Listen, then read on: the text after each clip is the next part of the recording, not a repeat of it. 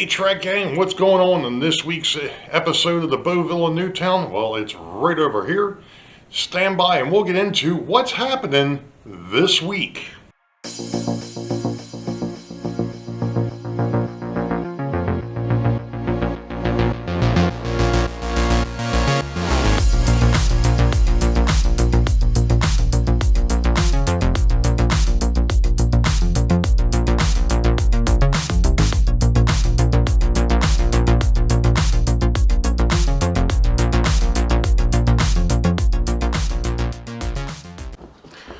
Well, hello Track Gang on what is a episode that is pretty much a week late.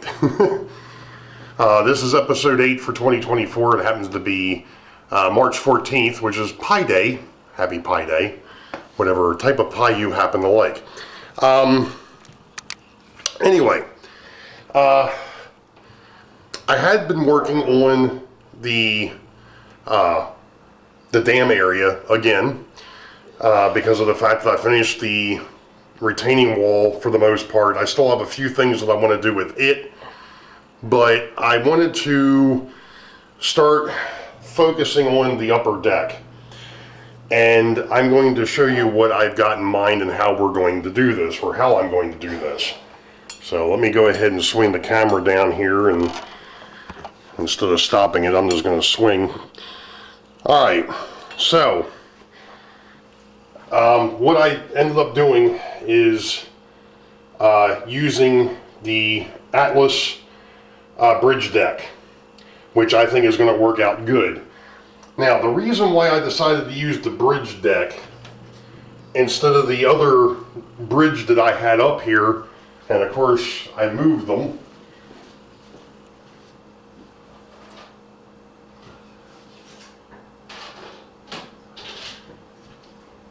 Alright, the reason why I decided to go this route instead of using the girder bridge,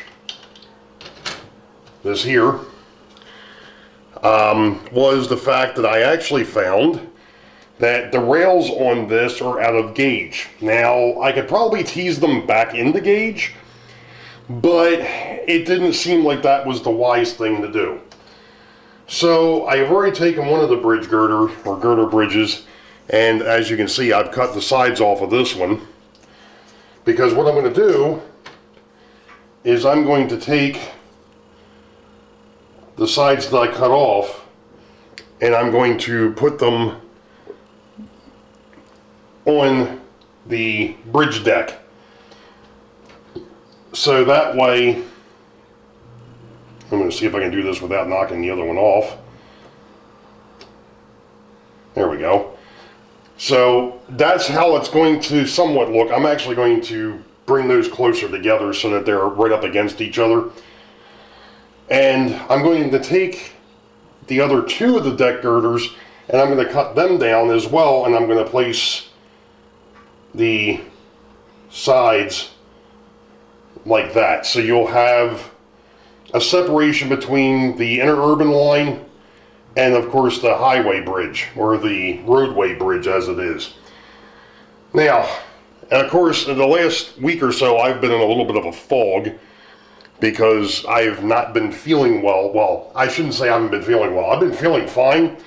My sinuses are in overdrive, and you can probably hear it. In fact, earlier today, just a little bit ago, I went out and got some other medication to try and help because, to be honest, it was to the point where I couldn't stand and talk for 5 minutes without hacking up a lung. So, at any rate, I went ahead and, I don't know if this is really showing up too well on camera or not, but I used some of my shims, and I actually have the interurban line very well leveled out now to where it's level coming up to the bridge and then going off the bridge. And I went ahead and I started using the 3/16 inch foam core for the roadway. And then I realized I didn't want to do that. I really, in reality, should have used the 1/8 inch, the other foam core that I have. it would have been a lot better, because then it would have been below the tracks. This is actually a little bit tall. It's fine over here because of the fact that I've got the little bit of a hill that's going to end up over here from the tracks going up to the bridge.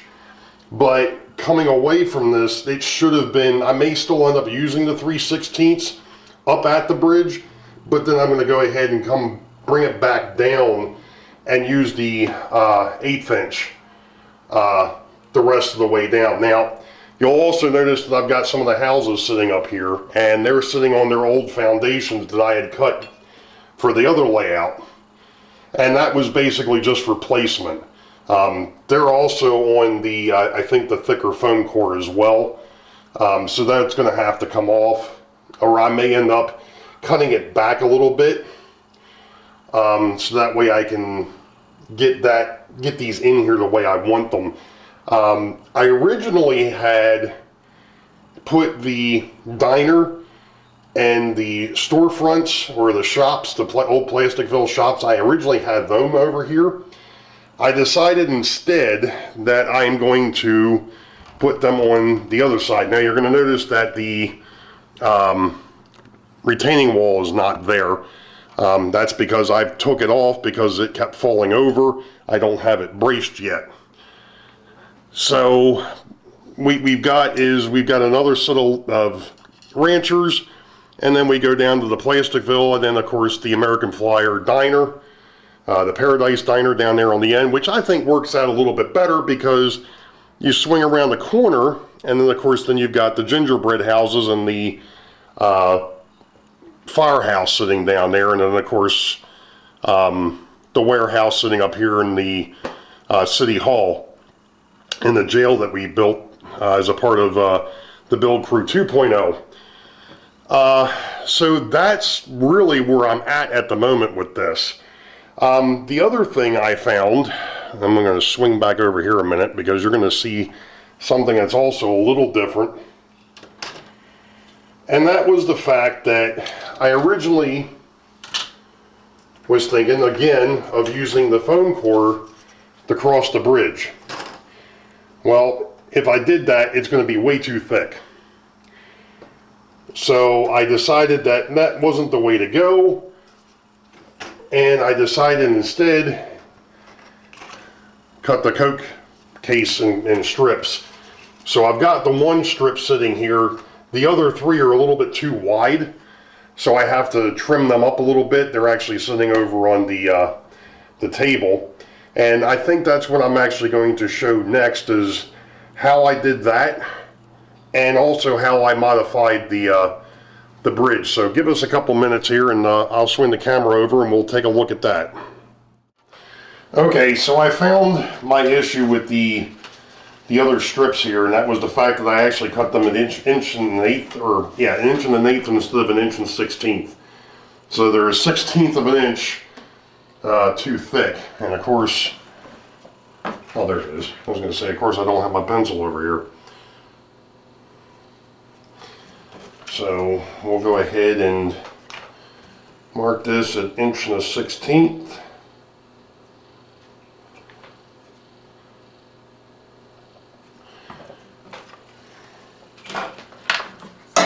Take my straight edge, preferably on the decent edge. This is going to be a little bit of I think, an exercise in possibly futility here, trying to trim that little bit off. But, and of course, some folks would be like, why don't you just take a pair of scissors and cut it? Well, I have a hard enough time cutting stuff straight with a frickin' razor, or with this, than as I would trying to cut it with a pair of scissors. So we're just going to go this route and trim it up. Let's see what we get. So hopefully this is now down to an inch and a 1/16 and not an inch of an eighth, and that looks pretty good.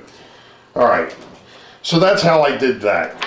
Basically just cutting the Coke container, the Coke case and the strips, and going from there. I've got some other ideas. I'm not actually going to you know, butt these right up against each other. I'm going to probably try and do it like as you would normally see a highway bridge or a road bridge where it would have cuts every so often. We'll see how that plays out. I'm not sure if I really want to go that route yet, but we'll see. Anyway, on to the bridge, the plate girder bridge, as it's called from Atlas. Now, what I did here, when I did these originally,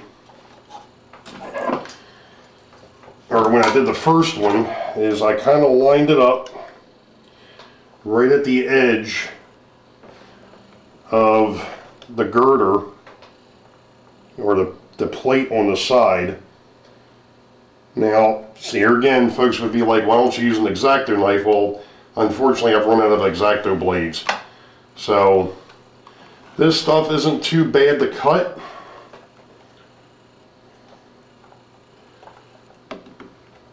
You're just going to make numerous passes at it.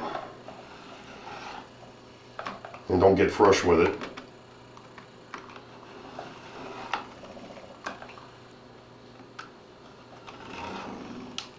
I think I've got a pretty good groove going on in there now. Let's not do that just yet. And of course, the big thing here too is making sure that you don't take off the tips of your fingers either.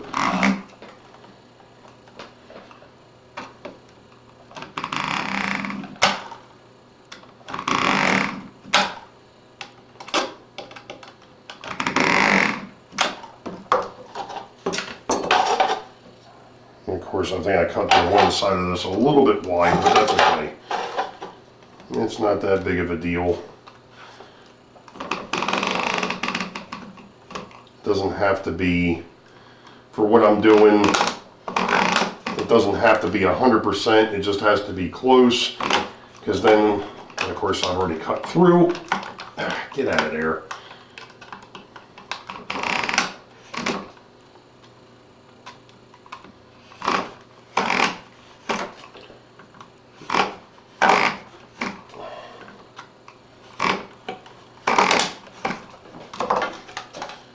So we should be able to get this to a point where it should, yep, there we go.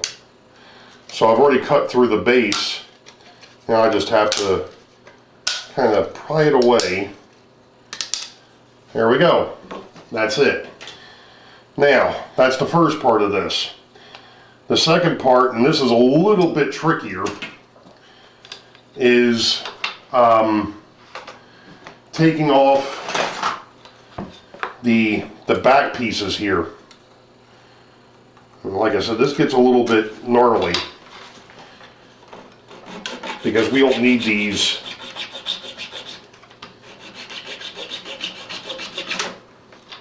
braces anymore.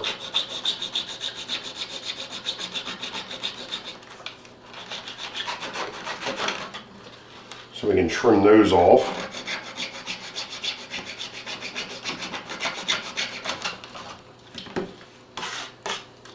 And it wouldn't be the first time I've cut into my finger either, so, you know, it is what it is.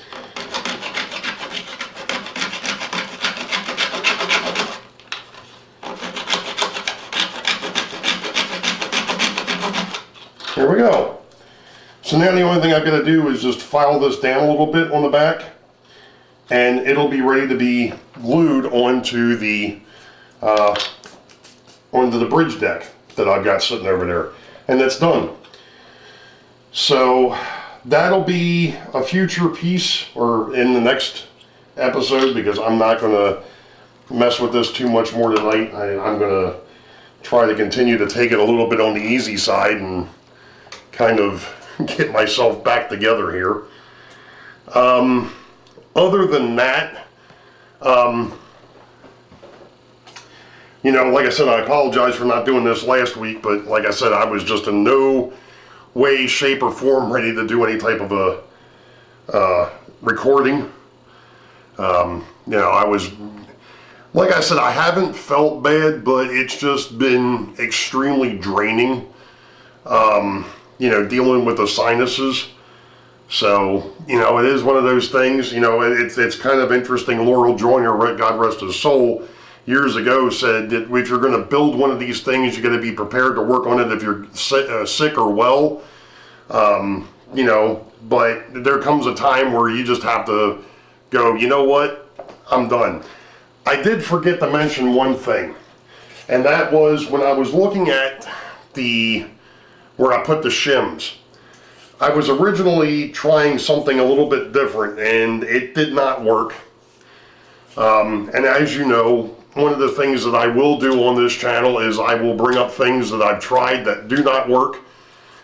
Because, let's face it, folks, model railroading, a lot of people see a finished product. They see all the work that you put in, the scenery work, and all the other little details. They see a finished product, or a quasi-finished product, and they don't see what it takes to put something like this together. And, you know, like I said before, and I'll reiterate it again, this railroad is based off of repurpose, reuse, recycle. And that's the reason why I do the things that I do. It's the reason why I've got a whole boatload of you know, 3/16 foam core sitting over there that was going to get tossed in the trash. I've got, you know, old audio cable that was going to get thrown in the trash. That came out, that was being wrecked out. So it's like all that stuff that is like, well, if this is going to end up in a landfill someplace, shoot, I'll take it and reuse it. So anyway, you know, I think it's important that folks that are coming into the hobby realize that something like this takes work, and you have to work at it. And you have to not be afraid to try things. There's a lot of trial and error in this thing. There's a lot of things that are pretty much set in stone, you know, that how wide the tracks are and the track gauging and things of that nature. You know, all that stuff is standard. It's the things that go around it where you have to take I guess, for lack of a better term, an artistic approach or an engineering approach or an architectural approach to it. You know, would that work in real life? Does that look right? Does it make sense where it's sitting? And, you know, going back to the whole thing with that hill over there in the dam scene, that's where a lot of that came from. I realized that I had more buildings than what I had real estate to put the buildings on. So I had to modify things a little bit. Again, you can come up with as many track plans as you want on paper. Oh yeah, that looks great on paper. You go to implement it and it doesn't come out the same way. You're going to have to make tweaks. You're going to have to make changes.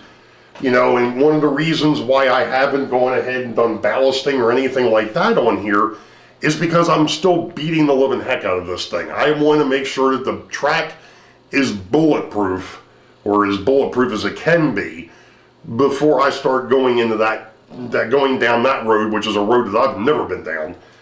So, you know, again, trial and error. Give it a shot. If it don't work, it don't work. You know, and that's the reason why you use cheap stuff like the foam core to sit there and do stuff like this, because if you ruin it, especially if you get it for nothing, throw it in the trash and start over. You know, what's it going to hurt? Anyway, so I had two thoughts. First off was I was actually going to glue two pieces of this together and file it down, or rasp it, or shore form it, or whatever you want to call it. I quickly realized that that was going to be an absolute pain. So I came up with plan B, and that was to go ahead and make little strips, and I doubt that this is going to really show up, but you can see there is a strip up underneath of here, and it's actually tapered to where down here at the bottom it goes to nothingness. It's right here. That probably would have worked. That was until I realized that if I did it that way, it was going to be way too tall. It wasn't going to look right. Alright, so we scrapped that idea, and we went over to the shims, which worked out perfectly.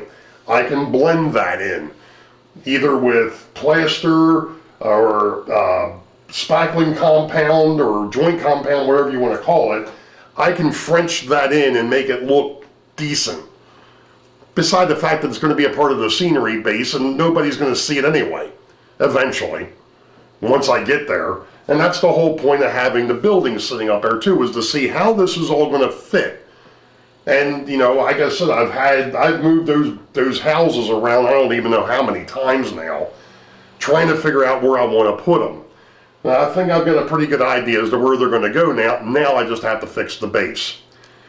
So that's basically where I'm at with this. I mean, like I said, you know, to anybody who's a new follower, to anybody who's new to the hobby that's just finding these videos, because I'm telling you, it's funny, I've actually had more new subscribers, well, not more new subscribers, but I've had a few more new subscribers in the last month or so than I've seen in a while, and they're finding my older stuff that I did when I first started building this thing, or they're finding things like the Walther's turntable that I upgraded, which is cool. I'm glad that this stuff is searchable. I'm glad it's your folks are finding it. You know, I'm glad you're here for the journey, because it's been an absolute journey, and it's going to continue to be a journey. You know, it's this, you know, like they said, Rome wasn't built in a day, and well, this railroad certainly isn't being built in a day either. So that's where we're at with this. You all know the deal. Wait for the highball. Green tracks ahead. Be safe. God bless. We will see you. Just a reminder, this Sunday is going to be, which is St. Patrick's Day. Happy St. Patty's Day. That was terrible. That doesn't help it when you get a sinus cold. Anyway, St. Patrick's Day, 8 p.m. Eastern, will be on Rick the Trees channel. That's the Foltz Bailey Model Railroad. We'll see you all next time. Have a good one.